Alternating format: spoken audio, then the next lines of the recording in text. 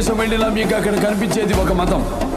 ఈ దేశంలో ఎటు చూసినా మీకు కనిపించేది ఒక ధర్మం, సనాతన హైందవ ధర్మం.